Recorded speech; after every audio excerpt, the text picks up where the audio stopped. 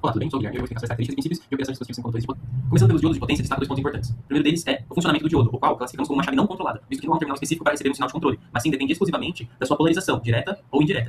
Também falo sobre a sua construção, a qual agora possui uma área mais espessa e maior de uma camada N pouco polarizada, a qual permite que o diodo aguente mais tensão reversa. Falando sobre a sua característica voltampere, analisamos que o gráfico tem um formato parecido com os diodos de sinais, entretanto, a sua tensão reversa máxima antes de entrar em ruptura, VR e RM, terá valores maiores justamente pela característica especificada anteriormente. Quanto à dinâmica do diodo de potência, destaca-se que há um tempo de recuperação da passagem do estado de condução para bloqueio, que esse tempo é chamado de tempo de recuperação reversa, trazido no gráfico como TRR. Esse tempo é o intervalo exato que o diodo necessita para transitar do estado de condução para o estado de bloqueio. Quando a polarização é invertida, as cargas minoritárias armazenadas nas estruturas internas do semicondutor precisam ser varridas, precisam ser recombinadas para que o componente volte a atuar como isolador. Durante esse processo de transição, ocorre um pico de corrente no sentido reverso, demonstrado no gráfico pela área cinza, e em associação com a tensão do circuito gera perdas de comutação e dissipação de calor.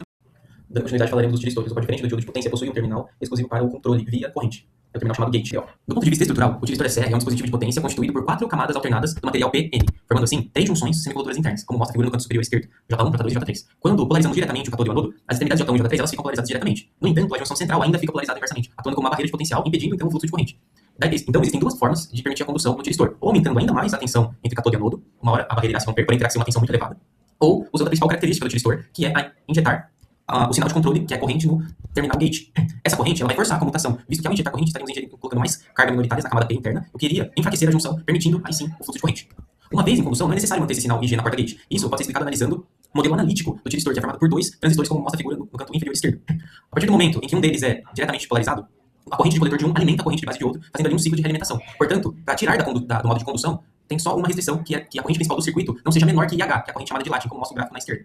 Por fim, analisando a curva do gráfico corrente-tensão, nota-se que existem duas maneiras de entrar na reta de condução, ou percorrendo tendo uma grande tensão entre anodo e catodo, como explicado, ou encurtando este caminho na injeção da corrente de gate. Agora, analisando por fim a dinâmica da comutação do utilizador, Observa-se que há um tempo de delay após o pulso do gate para a entrada de condução. Isso que é o tempo necessário para o preenchimento de toda aquela área de junção, como comentado anteriormente. Entretanto, faça uma observação também no tempo de bloqueio, que é necessário um cuidado especial. Como o terminal de controle ele perde a sua função logo após o disparo, para desligar esse componente, então, para a entrada do bloqueio, é necessário que o circuito externo, a corrente dele se reduza inferiormente a IH, como falado anteriormente. E além disso também, o circuito deve impor uma tensão reversa durante um período mínimo para garantir a recombinação total das cargas armazenadas, permitindo que a junção central recupere plenamente a sua capacidade de bloquear a tensão direta. Avançando agora para o transistor bipolar de junção, PPT, entramos na categoria de chaves estáticas totalmente controladas. Estruturalmente, esse dispositivo ele é formado por 3 camadas semicondutoras, tipicamente sendo num arranjo NPN, para eletrônica de potência, e possui 3 terminais, coletor, emissor e base.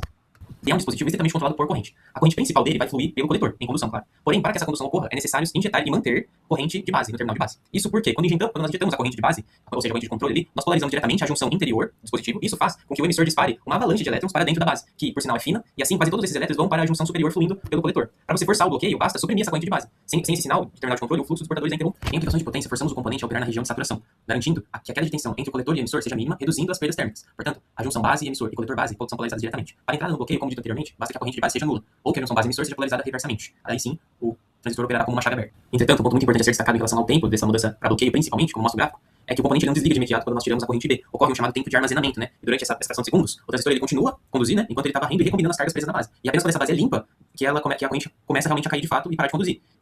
Agora, falando sobre o MOSFET de potência, estruturalmente, sua grande inovação é possuir o terminal do gate totalmente isolado do semicondutor por uma camada de dióxido de silício. E devido a esse isolamento dielétrico, o MOSFET ele é uma chave controlada por tensão e não por corrente. Ao aplicarmos uma tensão entre o terminal do gate e do source, esse campo elétrico gerado ele atrai portadores de carga e meio que cria um canal de condução entre o dreno e a fonte. Também é importante destacar, até está representado na figura, um pequeno diodo entre a junção PN, que ele surge naturalmente, é um diodo intrínseco a esse MOSFET, e ele permite a condução de corrente no sentido reverso, que é uma característica diferenciada também. Algo muito importante de citar também, vamos dizer que um parâmetro crítico do MOSFET até, é o fator da resistência em condução, uma resistência entre o dreno e a fonte. Quando ele está em condução, ele não é um condutor totalmente perfeito ideal, ele apresenta uma certa resistência residual, e um dos fatores do aumento dessa resistência, dependendo dos modelos de MOSFET, é a tensão nominal de bloqueio. Quanto maior for essa tensão, ele vai tender a ter maiores resistências em condução.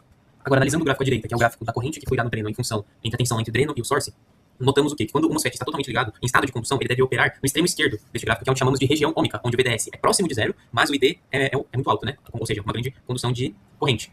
Entretanto, nota-se no gráfico algumas curvas em função de VGS, e é muito importante perceber que uma analogia é como se essas curvas de VGS elas precisam ser fortes o suficientes para abrir o canal de condução totalmente. Curvas com o VGS baixo não abrem esse canal totalmente. Agora, a curva que tem um VGS maior do que o especificado, ou de acordo com o especificado pelo fabricante, ele abre totalmente o canal de condução.